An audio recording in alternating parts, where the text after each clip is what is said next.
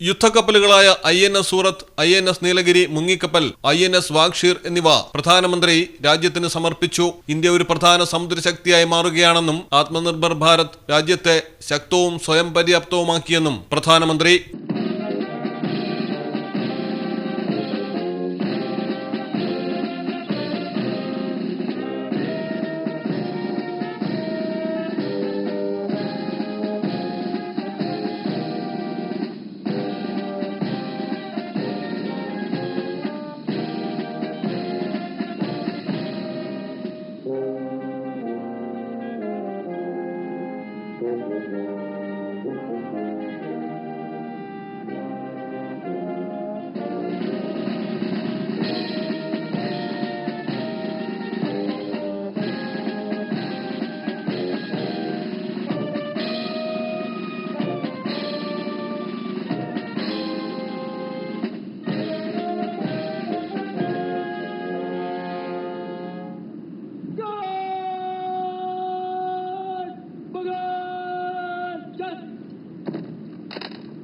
ദക്ഷിണ മുംബൈയിലെ naval ഡോക്യാർഡിലായിരുന്നു commissioning ചടങ്ങ് നടന്നത്.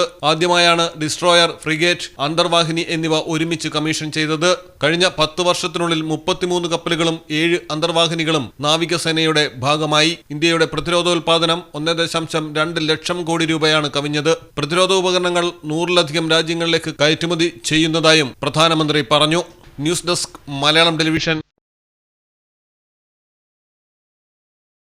റിലീഫ് മെഡിക്കൽസിന്റെ ശീതീകരിച്ച ഷോറൂമുകളിൽ താപനില നിയന്ത്രിച്ച് മരുന്നുകളുടെ ഗുണനിലവാരം ഉറപ്പുവരുത്തുന്നു. ലോകോത്തര ബ്രാൻഡുകൾക്ക് മികച്ച ഓഫറുകൾ റിലീഫിൽ മാത്രം.